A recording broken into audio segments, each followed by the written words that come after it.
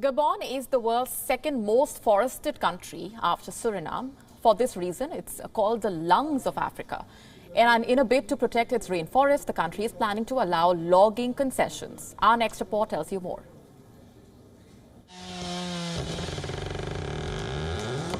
A creek signals the end for a 40-metre tropical tree as it crashes through the canopy of Gabon's rainforest.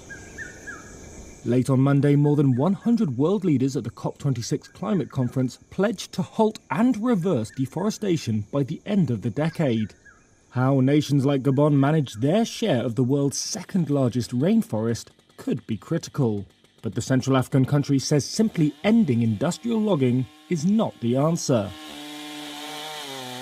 The so-called lungs of Africa store more carbon per hectare than the Amazon, helping regulate temperatures and generating rain for millions in the arid Sahel and distant Ethiopian highlands. And despite his job, lumberjack Rodrigo Mbumba recognizes that the felling of a tree is a somber moment.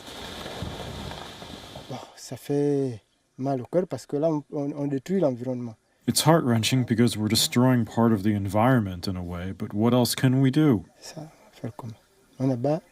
We cut it down because we're asked to. We have to cut this tree, get it out and sell it so we can make a living. But Gabon faces a conundrum. Its oil industry, which fuels 45% of the economy, is in decline.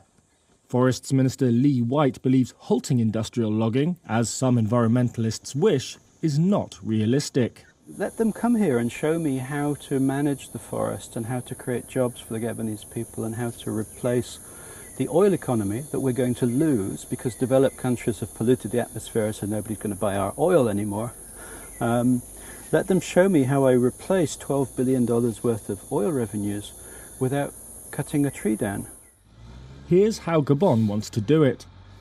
The government believes it can maintain the forests by allowing logging concessions, which must be certified, to cut just 1 or 2 trees per hectare with 25-year gaps to let the areas recover. Locally processing timber is another plank of Gabon's ambitions since a 2009 ban on the export of unprocessed logs. Instead of the $200 per cubic metre Gabon once earned from raw wood exports, plywood now fetches $500 and furniture up to $3,000. Gabon is also trialling a means of reducing emissions promoted by global environmental organisation the Nature Conservancy. A 2019 study suggests reduced impact logging for climate, or RIL-C, can reduce emissions. That's by encouraging concessions to mitigate their impact, through measures such as building narrower roads and felling trees in directions that cause the least damage. But Gijs Brokink, a forestry coordinator at the World Wildlife Fund, which backs RIL-C, says the crux is implementation. He warns that without proper oversight, even so-called sustainable logging can open up areas to illegal felling, poaching and agriculture.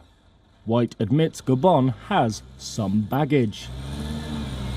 Before his 2019 appointment, illegal logging accounted for nearly 40% of the $800 million timber industry, according to ministry estimates.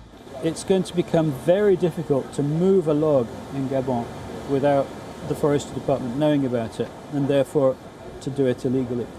Democratic Republic of Congo, which holds the largest share of the Congo Basin rainforest, demonstrates the risks of poor management.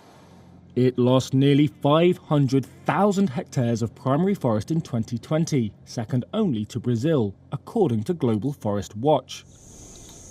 With its relatively untouched share of the rainforest, self-styled Green Gabon is one of the world's most forested countries, providing a haven for endangered animals and making it one of the few net absorbers of climate-warming carbon dioxide.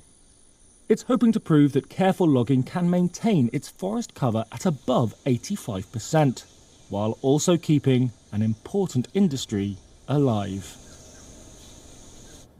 WION now available in your country. Download the app now. Get all the news on the move.